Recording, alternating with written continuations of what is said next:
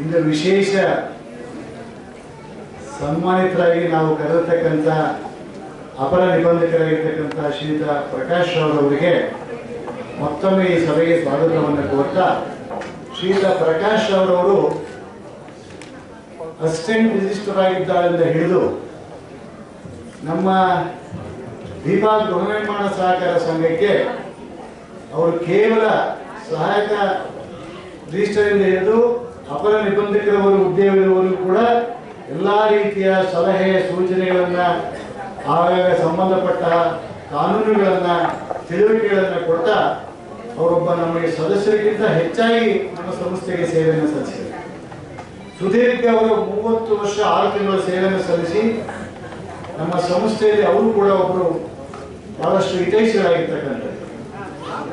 ಬಹುಶಃ ಯಾವ ಸೊಸೈಟಿಯಲ್ಲೂ ಕೂಡ ಇವರು ನಮ್ಮ ಸೊಸೈಟಿಯಲ್ಲಿ ಆದಷ್ಟು ಭಾಗವಹಿಸಿದಷ್ಟು ಸಲಹೆಯನ್ನು ಕೊಟ್ಟಷ್ಟು ಎಲ್ಲೂ ಕೊಟ್ಟಿರಲಾರರು ಅಂತಕ್ಕಂಥದ್ದು ನಮ್ಮ ಭಾವನೆ. ಅವರು ಇದೇ ಮೈಸೂರು ಜಿಲ್ಲೆಯ ಹುಣಸೂರು ತಾಲೂಕಿನವರಾಗಿರ್ತಕ್ಕಂಥದ್ದು. ಸುವರ್ಣರವರ ಕಾಲದಿಂದ ಆಗಿನ ಕಾಲದಲ್ಲೂ ಕೂಡ ಅವರಿಗೆ ಸಹಾಯವನ್ನ, ಸಹಕಾರವನ್ನ, ಸಲಹೆಗಳನ್ನ, ಇಲಾಖೆ ಆಗಿಲಾಗಿ ಬರ್ತಕ್ಕಂಥ ಎಲ್ಲ ಕಾನೂನುಗಳನ್ನ ತಿಳಿಸ್ಕೊಡ್ತಕ್ಕಂಥದ್ರಿಂದ ನಾವೆಲ್ಲೂ ಯಾವ ರೀತಿಯಲ್ಲೂ ಕೂಡ ಕಾನೂನಲ್ಲಿ ಎಳವದೆ ಕಾನೂನಿನ ತೊಡಗಿಗೆ ಸಿಕ್ಕಾಕೊಳ್ಳದೆ ಹೋಗ್ತಕ್ಕಂಥದಕ್ಕೆ ಅವರು ಸಂಪೂರ್ಣವಾಗಿರ್ತಕ್ಕಂಥ ಅವರ ಮಾರ್ಗದರ್ಶನ ಮತ್ತು ನಿರ್ದೇಶನ ಕಾರಣ ಅಂತ ಹೇಳಿ ಈ ಸಂದರ್ಭದಲ್ಲಿ ಅವರನ್ನು ನಾನು ನೆನೆಸ್ಕೊಳ್ತೀನಿ. ನಮ್ಮ ಆಡಳಿತ ಮಂಡಳಿ ಪರವಾಗಿ ಅವರಿಗೆ ಉತ್ಪೂರ್ವವಾಗಿರ್ತಕ್ಕಂಥ ಒಂದು ವಂದನೆಗಳನ್ನು ಕೂಡ ಸಲ್ಲಿಸುವುದರ ಮೂಲಕ ಅವರಿಗೆ ನಿಮ್ಮೆಲ್ಲರ ಮುಖೇನ ಈಗ ಗೌರವ ಸಮರ್ಪಣೆಯನ್ನು ಮಾಡ್ತೀವಿ. ದಯಮಾಡಿ ಅವರು ವೇದಿಕೆಗೆ ಬರಬೇಕು ಅಂತ ಕೇಳ್ತೀನಿ.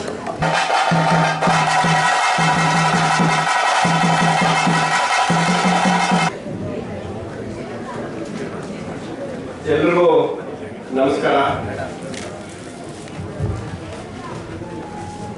ಸಾಮಾನ್ಯವಾಗಿ ಅಧಿಕಾರಿಗಳು ದೂರವಾಣಿ ಮೀಟಿಂಗ್ಗಳಿಗೆ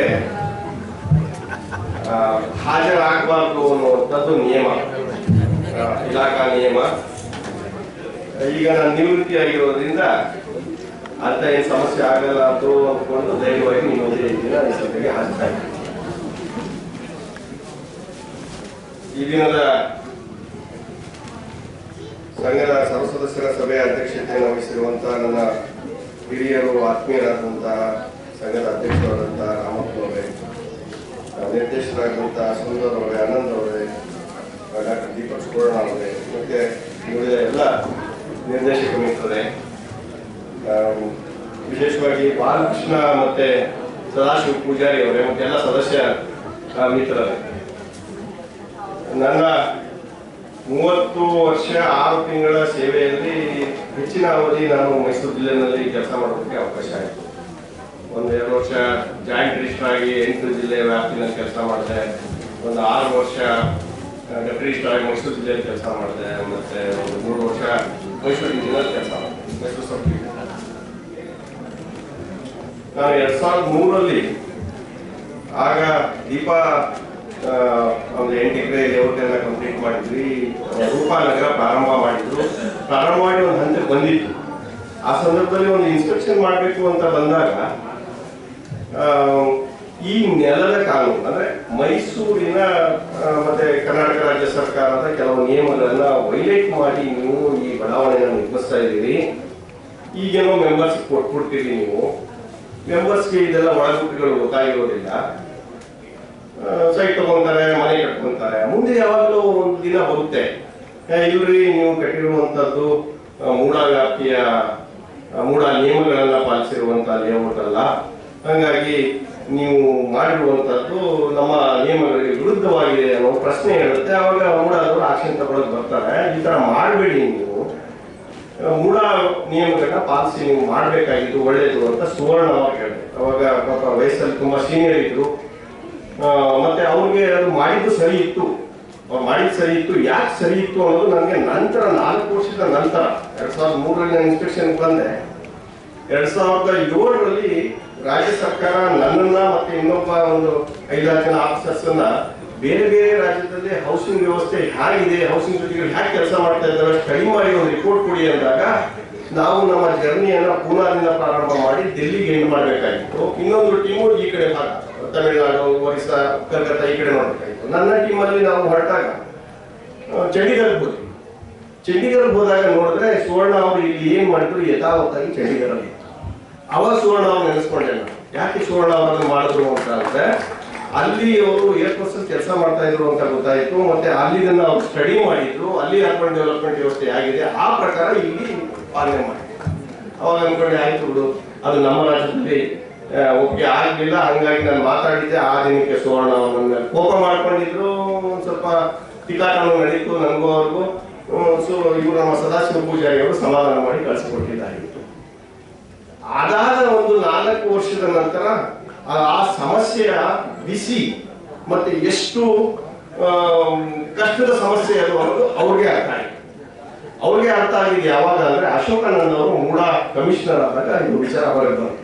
ಇಲ್ರಿ ನೀವು ಮಾಡಿದ್ರು ಸರಿಯಲ್ಲ, ನೀವು ನಮ್ಮ ಮೂಡಾಕಿ ಬಿಟ್ಕೊಡುವಷ್ಟು ಜಾಗ ಬಿಟ್ಕೊಟ್ಟಿಲ್ಲ. ಯಾವುದೇ ಒಂದು ಬಡಾವಣೆ ಮಾಡ್ಬೇಕಾದ್ರೆ 50% ನಿಮ್ ಸೆಕ್ರೆಟರಿ ಕೊಡ್ತೀವಿ, 50% ಅಲ್ಲಿ ರೋಡು, ಪಾರ್ಕು, ಕಾಮನ್ ಅಮ್ಯುನಿಟೀಸ್ ಅಂದ್ರೆ CA ಈ ತರದ ಭಾಗಗಳನ್ನ ಬಿಡ್ಬೇಕಾಗುತ್ತೆ.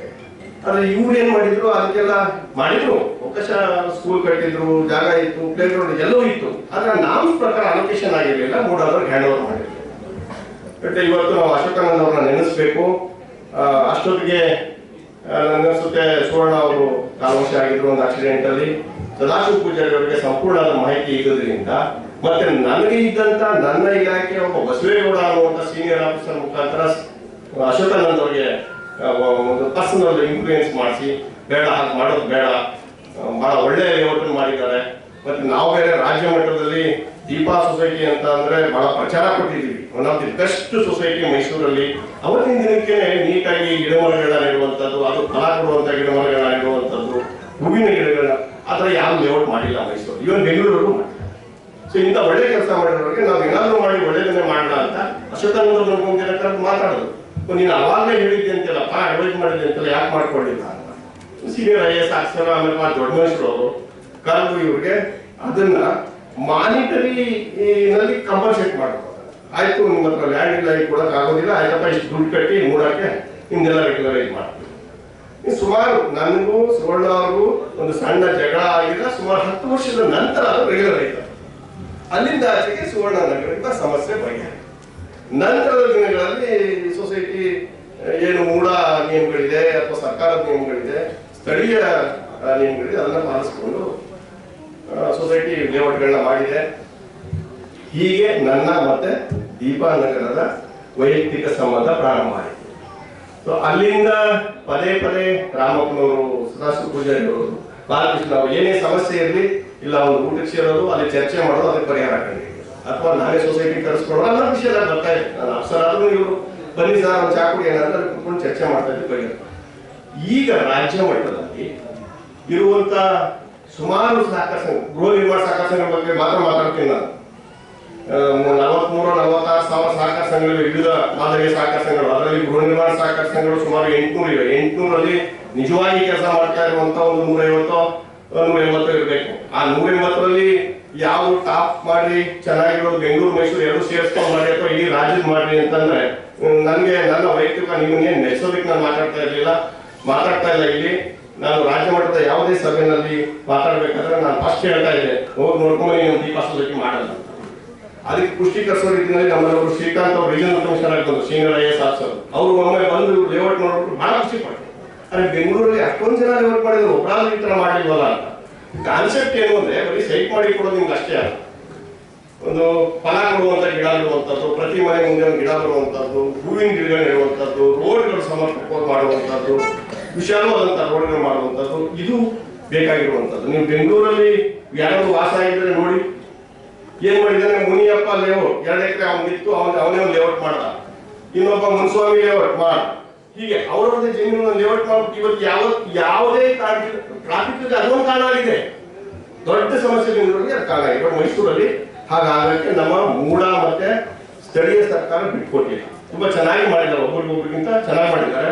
ನಾನು ದೀಪಾ ಸೊಸೈಟಿಗೆ ಇಲಾಖಾ ವತಿಯಿಂದ ರಿಟೈರ್ಡ್ ಆಗಿದ್ರು ಸಹ ಒಂಥರ ವಿಶೇಷವಾದಂತ ಧನ್ಯವಾದ ಹೇಳ್ತೀನಿ. ನೀವು ರಾಜ್ಯ ಮಟ್ಟದಲ್ಲಿ ಒಳ್ಳೆ ಹೆಸರನ್ನ ಗಳಿಸಿದ್ರಿ, ಉತ್ತಮವಾದ ಸಹಕಾರ ಸಂಘ, ಯಾವುದೇ ಕಂಪ್ಲೇಂಟ್ಗಳಿಲ್ಲ, ಯಾವುದೇ ಎಂಕ್ವೈರಿಗಳಿಲ್ಲ, ಸಂಪೂರ್ಣವಾಗಿ ನಡೆಸ್ಕೊಂಡು ಬಂದಿದ್ದಾರೆ. ಇದಕ್ಕೆ ಕಾಲಕಾಲಕ್ಕೆ ಅಧ್ಯಕ್ಷರುಗಳು ಬಂದಿದ್ದೀರಿ, ಹೋಗಿದ್ದೀರಿ. ಬಟ್ ಜಾಸ್ತಿ ಶ್ರಮ ಪಟ್ಟಿರುವಂತವ್ರು ಸದಾಶಿವ ಪೂಜಾರಿಗಳು. ಒಂದಿನ ಕೋಪ ಮಾಡ್ಕೊಂಡು ನೋಡ್ಕೊಂಡಿಲ್ಲ ಯಾವಾಗಲೂ ಕೆಲಸ ಮಾಡೋದು. ಹೀಗೆ ನನ್ನ ಮತ್ತೆ ದೀಪಾ ಹೌಸಿಂಗ್ ಸೊಸೈಟಿ ಸಂಬಂಧ ಬೆಳೀತು. ಇನ್ನೊಂದು ವಿಚಾರ ಮಾತಾಡ್ತೀನಿ, ನನಗೆ ಗೊತ್ತಿದೆ ನೀವು ಮಂಗಳೂರಿನವರು ಜಾಸ್ತಿ ಹೊತ್ತು ಈ ಭಾಷೆಗಳೆಲ್ಲ ಕೇಳೋದಕ್ಕೆ ಇಷ್ಟಪಡೋದಿಲ್ಲ ಅಂತ ಗೊತ್ತಿಲ್ಲ. ಯಾಕಂದ್ರೆ ನಾನು ಮಂಗಳೂರಲ್ಲಿ ಕೆಲಸ ಮಾಡಿದ್ದೀನಿ 1 ವರ್ಷ ಡಿಗ್ರಿ ಇಷ್ಟ ಊಟ ಸಮಯ ಆಗ್ತಾ ಇತ್ತು. ಒಂದು ವಿಚಾರ ಹೇಳಿ ನಾನು ಮಾತು ಮುಗಿಸ್ತೀನಿ. ಯಾವುದೇ ಒಂದು ಸರ್ವಿಸ್ ಅಂದ್ರೆ ಸೇವೆ ಸಿಗಲಿ ಅಂತ ಸರ್ಕಾರದ ಕಡೆ ನಾವು ಕಾಯ್ಕೊಂಡು ಕೂತ್ಕೊಳಕ್ ಆಗೋದಿಲ್ಲ. ಎಲ್ಲವೂ ಸರ್ಕಾರನೇ ಕೊಡ್ತದೆ ಅಂತಾನೂ ಸಹ ಎಕ್ಸ್ಪೆಕ್ಟ್ ಮಾಡಕ್ ಆಗಲ್ಲ. ಉದಾಹರಣೆಗೆ ಎಜುಕೇಶನ್ ತಗೊಳ್ಳಿ. ಒಂದು ವೇಳೆ ಎಲ್ಲ ಸರ್ಕಾರನೇ ಸ್ಕೂಲ್ಗಳು ನಡೆಸಲಿ ಕಾಲೇಜ್ಗಳು ನಡೆಸಲಿ ಅಂತ ಕೂತಿದ್ದಿದ್ರೆ ನಮ್ಮ ಏನು ವಿದ್ಯಾಭ್ಯಾಸದ ಮಟ್ಟ ಹೇಗಿದ್ರೆ ಸಾಧ್ಯ ಆಗ್ತಾ ಇತ್ತಾ? ಸಾಧ್ಯ ಇಲ್ಲ. ಮಠಮಾನ್ಯಗಳು ಖಾಸಗಿ ವ್ಯಕ್ತಿಗಳು ಸರ್ಕಾರಕ್ಕಿಂತ ಜಾಸ್ತಿ ಅಥವಾ ಸರ್ಕಾರಕ್ಕೆ ಸಮನಾಗಿ ವಿದ್ಯಾಸಂಸ್ಥೆಗಳನ್ನ ನಡೆಸ್ತಾ ಇರೋದ್ರಿಂದ ನಮ್ಮ ಸ್ಟ್ಯಾಂಡರ್ಡ್ ಆಫ್ ಎಜುಕೇಶನ್ ಈ ಮಟ್ಟಿಗೆ ಇರೋದು ಸಾಧ್ಯ ಆಗಿದೆ. ಅದೇ ರೀತಿಯಲ್ಲಿ ಹೆಲ್ತ್ ತಗೊಳ್ಳಿ. ಹೆಲ್ತ್ ಅಲ್ಲೂ ಸಹ ಗೌರ್ಮೆಂಟ್ ಹಾಸ್ಪಿಟಲ್ಗಳು ಕಟ್ಟಲಿ, ಗೌರ್ಮೆಂಟ್ ಹಾಸ್ಪಿಟಲ್ ಹೋಗೋಣ, ಅಲ್ಲಿ ಯಾವ ಸೇವೆ ಸರ್ವಿಸ್ ಕೊಡ್ಲಿ, ನಾವು ಗೌರ್ಮೆಂಟ್ ಟ್ಯಾಕ್ಸ್ ಕಟ್ತೀವಲ್ಲ ಅಂತ ಕೂತಿದ್ದಿದ್ರೆ ಹೆಲ್ತ್ ಈ ತರ ನಮ್ಗೆ ಇರ್ತಾ ಇರಲಿಲ್ಲ. ಗೌರ್ಮೆಂಟ್ಗಿಂತ ಜಾಸ್ತಿಯಾಗಿಯೇ ಖಾಸಗಿ ವ್ಯಕ್ತಿಗಳು ಮಠಮಾನ್ಯಗಳೆಲ್ಲ ಕೆಲಸ ಮಾಡಿರೋದ್ರೆ ಆ ರೀತಿ ಇರುವಂಥದ್ದು. ಅದೇ ರೀತಿ ಹೌಸಿಂಗ್ ಎಲ್ಲ ಮೂಡಾನೆ ಕೊಡ್ಲಿ, ಸೈಟ್ಗಳು ಬಿಡಿಎನೇ ಕೊಡ್ಲಿ ಅಥವಾ ಲೋಕಲ್ ಅಥಾರಿಟಿಗಳು ಕೊಡ್ಲಿ, ಯಾಕೆ ಹೌಸಿಂಗ್ ಸೊಸೈಟಿಗಳು ಬೇಕು ಅಂತ ಕೂತಿದ್ರೆ ಬಹುಶಃ ಆಹಾರ ಪ್ರಾರಂಭ ಆಗ್ತಾ ಇದೆ. ಇವತ್ತು ಸರ್ಕಾರದ ನೇರ ಹಿಡಿತದಲ್ಲಿ ಕೆಲಸ ಮಾಡುವಂತ ಮೂಡ ಅಂತ ಸಂಸ್ಥೆಗಳು, ಬಿಡಿ ಅಂತ ಸಂಸ್ಥೆಗಳು, ಪಟ್ಟಣ ಪಂಚಾಯತ್ಗಳು ಇವು ಎಲ್ಲವೂ ಒಟ್ಟಾಗಿ ಸೇರಿ ಹಂಚಿರುವಂತ ಒಟ್ಟು ಸಂಖ್ಯೆಗಳ ಸೈಟ್ಗೂ ನಮ್ಮ ಗೃಹ ನಿರ್ಮಾಣ ಸಹಕಾರ ಸಂಘಗಳು ರಾಜ್ಯದಲ್ಲಿ ಹಂಚಿರುವಂತ ಸೈಟ್ಗೂ ಬಹಳ ವ್ಯತ್ಯಾಸ ಇದೆ. ಅವ್ರಿಗಿಂತ ನಾವು ಸುಮಾರು ಪಟ್ಟು ಜಾಸ್ತಿ ಸೈಟ್ಗಳನ್ನ ಕೊಟ್ಟಿದ್ದೀವಿ. ಅಂದ್ರೆ ಜನಗಳ ಬೇಡಿಕೆಯನ್ನ ಮೀಟ್ ಮಾಡೋದ್ರಲ್ಲಿ ಸಾಮಾನ್ಯ ನಮ್ಗೆಲ್ಲ ಗೊತ್ತಿದೆ. ಏನಂತೀವಿ ನಾವು ರೋಟಿ ಕಪಡ ಮಕಾನ್ ಅಂತ ಹೇಳ್ತೀವಲ್ಲ, ಅದರಲ್ಲಿ ಪ್ರತಿಯೊಬ್ಬರಿಗೂ ಒಂದು ಆಸೆ, ಒಂದು ಸೈಟ್ ಮಾಡ್ಬೇಕು, ಒಂದು ಮನೆ ಮಾಡ್ಬೇಕು ಅಂತ. ಅದೇನು ಒಂದು ಸಲ ಈಗ ನಾನು ಮನೆ ತಗೊಂಡೆ, ಅದು ಸೈಟ್ ತಗೊಂಡೆ, ಮನೆ ಕಟ್ಟೆ, ಹೆಣ್ಣಾಯ್ತು ಅವ್ರಿಗೆ ಆಗೋದಿಲ್ಲ. ನನ್ನ ಮಗ ಬರ್ತಾನೆ, ಅವ್ನು ನನ್ನ ಮನೆ ಮಾಡ್ಬೇಕು ಅಂತಾನೆ, ಅವ್ನ ಮಗ ಬರ್ತಾನೆ. ಹೀಗೆ there is no start at all. It's a continuous process. Continuous process ಇದೆ ಲ್ಯಾಂಡ್ ಇರೋದ್ರ ಬದುಕಿದೆ. ಈ ಸಂದರ್ಭದಲ್ಲಿ ಹೌಸಿಂಗ್ ಸೊಸೈಟಿಗಳು ಬಹಳ ಮುಖ್ಯವಾದ ಪಾತ್ರವನ್ನು ನಿರ್ವಹಿಸಿದ್ದಾವೆ. ಇಂತಹ ಸಂದರ್ಭದಲ್ಲಿ ನಮ್ಮ ಸರ್ಕಾರಗಳು, ಯಾವ ಸರ್ಕಾರ ಆಗಿರಲಿ, ಹಿಂದೆ ಇದ್ದಂತ ಸರ್ಕಾರ ಆಗಿರಲಿ ಅಥವಾ ಈಗಿರೋ ಸರ್ಕಾರ ಆಗಿರಲಿ, ಮುಂದಿನ ಸರ್ಕಾರಗಳು, ಇಂತಹ ಉತ್ತಮವಾದಂತಹ ಸರ್ವಿಸ್ ಕೊಡ್ತಾ ಇರುವಂತಹ ಹೌಸಿಂಗ್ ಕೋಆಪರೇಟಿವ್ ಸೊಸೈಟಿ ಸೆಕ್ಟರ್ಗಳಿಗೆ ವಿಶೇಷವಾದಂತಹ ಒತ್ತನ್ನು ಕೊಟ್ಟು ಅವರ ಸಮಸ್ಯೆ ಏನಿದೆ, ಅವರಲ್ಲಿರುವಂತಹ ಸಮಸ್ಯೆಗಳನ್ನ ಬಗೆಹರಿಸಿದ್ರೆ ಇನ್ನೂ ಹೆಚ್ಚಿನ ಜನಗಳಿಗೆ ಸೈಟ್ ಕೊಡೋದಕ್ಕೆ ಸಾಧ್ಯ ಆಗುತ್ತಾ, ಸುಲಭವಾಗಿ ನಾವು ಕಡಿಮೆ ದರದಲ್ಲಿ ಮೀಟ್ ಮಾಡೋದಕ್ಕೆ ಸಾಧ್ಯ ಆಗುತ್ತಾ, ಆದಷ್ಟು ಬೇಗ ಮೀಟ್ ಮಾಡೋದಕ್ಕೆ ಸಾಧ್ಯ ಆಗುತ್ತಾ ಅನ್ನುವಂತಹ ಒಂದು ಚಿಂತನೆ ಆಗ್ಬೇಕು ಅನ್ನೋದು ಬಹಳ ವರ್ಷಗಳಿಂದ ನಾವು ಕೇಳ್ತಾ ಇದ್ವಿ. ಇದು ಆಗಿಲ್ಲ. ಇದಕ್ಕೆ ಒಂದು ಪ್ರಯತ್ನ ಅಂತ ಹೇಳಿ ಒಂದು 8 ತಿಂಗಳ ಹಿಂದೆ ನಾವು ರಾಡಿಸನ್ ಬ್ಲೂ ಬೆಂಗಳೂರಲ್ಲಿ ಒಂದು ಮೀಟಿಂಗ್ ಮಾಡ್ತೀವಿ. ಮಿನಿಸ್ಟರ್ ಅಧ್ಯಕ್ಷತೆಯಲ್ಲಿ ತಾವು ಬಂದಿದ್ರಿ. ಸೆಲೆಕ್ಟೆಡ್ ಒಂದು 50 ಸೊಸೈಟಿಗಳ ಲೀಡರ್ಸ್ ಅಂತ ಏನ್ ಕರಿತೀವಿ ಹೌಸಿಂಗ್ ಸೆಕ್ಟರ್ ಅಲ್ಲಿ, ಆ ಹೌಸಿಂಗ್ 50 ಜನರದ್ದು ಒಂದು ವರ್ಕ್ಶಾಪ್ ಮಾಡಿದ್ವಿ. ವರ್ಕ್ಶಾಪ್ ಅಲ್ಲಿ ಬಹಳಷ್ಟು ವಿಚಾರಗಳನ್ನು ನಮ್ಮ ಮಿನಿಸ್ಟರ್ ಸಮ್ಮುಖದಲ್ಲಿ ಪ್ರೆಸೆಂಟ್ ಮಾಡಿದ್ವಿ. ಇನ್ನು ಮುಂದೆ ಇದನ್ನ ಸಿಎಂ ಅವ್ರ ಗಮನಕ್ಕೆ ತಗೊಂಡೋಗಿ ಈ ಸಮಸ್ಯೆಗಳನ್ನ ಬಗೆಹರಿಸ್ಕೊಡ್ಬೇಕು ಅನ್ನುವಂಥದ್ದನ್ನ ಚರ್ಚೆ ಮಾಡಿದ್ವಿ. ಅದು ಯಾಕೋ ಅಲ್ಲಿಗೆ ನಿಂತ್ಕೊಂತು ಅಷ್ಟೊತ್ತಿಗೆ ನಾವು ಆ ಜಾಗದಿಂದ ಅದು ನನ್ನ ರಿಪೋರ್ಟ್ ಇತ್ತು ಈ ರೀತಿ ಮಾಡಬೇಕು ಅಂತ. ನನ್ನ ರಿಪೋರ್ಟ್ ನಾನು ಏನ್ ಹೇಳಿದ್ದೆ ಅಂದ್ರೆ, ನೋಡಿ, ಇಂಡಸ್ಟ್ರಿ ಮಾಡುವಂತ ಒಬ್ಬ ವ್ಯಕ್ತಿಗೆ ಸಿಂಗಲ್ ವಿಂಡೋ ಸಿಸ್ಟಮ್ ಅಲ್ಲಿ ಇಂಡಸ್ಟ್ರಿ ಮಿನಿಸ್ಟರ್ ಅಧ್ಯಕ್ಷತೆಯಲ್ಲಿ ಮೀಟಿಂಗ್ ಕರೆದು, ಏನಪ್ಪಾ ನೀನ್ ಇಂಡಸ್ಟ್ರಿ ಯಾವ ಇಂಡಸ್ಟ್ರಿ ಮಾಡ್ತೀಯಾ, ಎಷ್ಟು ಎಕರೆ ಬೇಕು ನಿಮ್ಗೆ? ನನ್ಗೆ 2 ಎಕರೆ ಬೇಕು ಸ್ವಾಮಿ. 2 ಎಕರೆ ಈ ಜಾಗದಲ್ಲಿ ಇದೆ ನೋಡು, ಇಂಡಸ್ಟ್ರಿಯಲ್ ಏರಿಯಾ ತಗೋ, ಆಯ್ತು ಇಷ್ಟು ಕಾಸ್ಟ್ ಬೇಕು. ನೀರು ಬೇಕು ನಿಮ್ಗೆ, ನೀರು ಇಲಾಖೆ ಬಂದಿರ್ತಾರೆ, ನೀರು ಸ್ಯಾಂಕ್ಷನ್ ಮಾಡ್ರಿ. ಇವ್ರಿಗೆ ಕರೆಂಟ್ ಬೇಕು, ಎಲೆಕ್ಟ್ರಿಸಿಟಿ ಬಂದಿರ್ತಾರೆ, ಸ್ಯಾಂಕ್ಷನ್ ಮಾಡ್ರಿ. ಅಲ್ಲೇ ಸ್ಪಾಟ್ ಅಲ್ಲೇ ಮಾಡ್ತಾರೆ. ಸಿಂಗಲ್ ವಿಂಡೋ ಸಿಸ್ಟಮ್ ಅದು. ಅದೇ ತರ ನಾವು ಹೌಸಿಂಗ್ ಸೊಸೈಟಿಗೂ ಮಾಡ್ರಿ ಅಂತ ಅಂದ್ಬಿಟ್ಟು ಅವತ್ತು ನಾವು ವರ್ಕ್ಶಾಪ್ ಮಾಡಿದ್ವಿ. ಗೊತ್ತಿಲ್ಲ ಯಾರು ಅದು ಮುಂದುವರಿಸಲಿಲ್ಲ, ಅಲ್ಲಿಗೆ ನಿಂತಿದೆ. ಇದು ಆಗ್ಬೇಕು. ಯಾಕೆ ಆಗ್ಬೇಕು ಅಂದ್ರೆ, ಒಂದು ಹೌಸಿಂಗ್ ಸೊಸೈಟಿ ಒಂದು ಲೇಔಟ್ ನ ಮಾಡ್ಬೇಕು ಅಂದ್ರೆ ಒಂದು ಇಲಾಖೆ ಅಲ್ಲ, 10 ಇಲಾಖೆ ಸಂಪರ್ಕದಲ್ಲಿ ಕೆಲಸ ಮಾಡ್ಬೇಕು. 10 ಇಲಾಖೆ ಯಾವ ಸಂಪರ್ಕ? ಲ್ಯಾಂಡ್ ಖರೀದಿ ಮಾಡಿದ್ವಿ, ರೆವಿನ್ಯೂ ಇಲಾಖೆಗೆ ಹೋದ್ವಿ. ನೆಕ್ಸ್ಟ್ ಕನ್ವರ್ಷನ್ ಬಂತು, ರೆವಿನ್ಯೂ ಇಲಾಖೆಗೆ ಹೋದ್ವಿ. ಕನ್ವರ್ಷನ್ ಆದ್ಕೂಡಲೇ ಪ್ಲಾನ್ ಅಪ್ರೂವಲ್ ಅಂತ ಹೋಗ್ತೀವಿ, ಅರ್ಬನ್ ಡೆವಲಪ್ಮೆಂಟ್ ಹೋದ್ವಿ. ಪ್ಲಾನ್ ಅಪ್ರೂವಲ್ ಆಯ್ತು, ಕರೆಂಟ್ ಕೊಡ್ರಿ ಅಂತ ಎಲೆಕ್ಟ್ರಿಸಿಟಿ ಹೋದ್ವಿ. ನೀರು ಕೊಡ್ರಿ ಅಂತ ವಾಟರ್ ಸಪ್ಲೈ ಬೋರ್ಡ್ ಹೋದ್ವಿ. ಆಮೇಲೆ ಆಯ್ತು ಮರ ನೆಡ್ರಿ, ಅರಣ್ಯ ಇಲಾಖೆಗೆ ಹೋದ್ವಿ.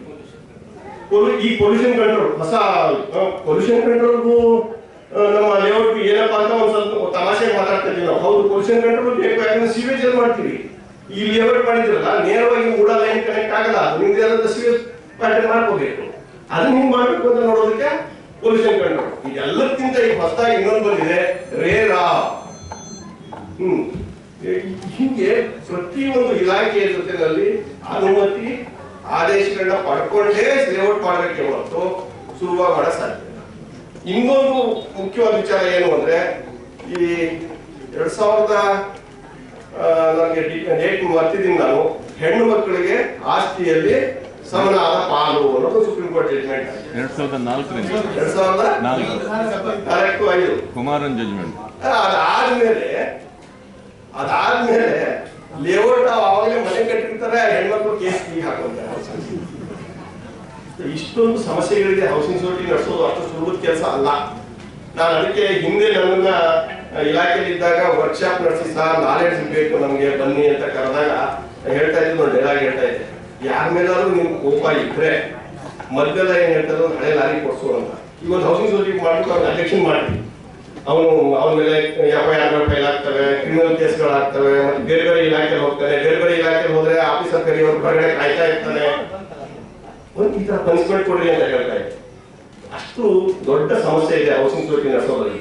ಇಷ್ಟೆಲ್ಲ ಇದ್ರೂ ಸಹ ಮೈಸೂರಲ್ಲಿ ರಿಮಾರ್ಕೆಬಲ್ ಸರ್ವಿಸ್ ಮಾಡಿರೋದ್ರಲ್ಲಿ ದೀಪಾ ಸೊಸೈಟಿ ಇದೆ, ಪೊಲೀಸ್ ಸೊಸೈಟಿ ಇದೆ, ಸರ್ಕಾರಿ ನೌಕರ ಸೊಸೈಟಿ ಇದೆ, ಇನ್ನೊಂದು ಚೇತನ ಅಂತ ಇದೆ, ಈ ತರ ಒಂದು ಇವರು ಜ್ಞಾನಗಂಗಾ ಇದೆ, ಮತ್ತೆ ಇನ್ನೊಂದು ಮಧುವನ ಇದೆ. ಓಕೆ, ಎಲ್ಲ ಹಣಸನ್ನ ಮೀರಿ ಲೇಟ್ ಆದ್ರೂ ಸಹ ಜನಗಳಿಗೆ ಒಂದು ಸೈಟ್ ನ ಕೊಡುವಂತಹ ಒಂದು ವ್ಯವಸ್ಥೆನ ಮಾಡಿದ್ದಾರೆ.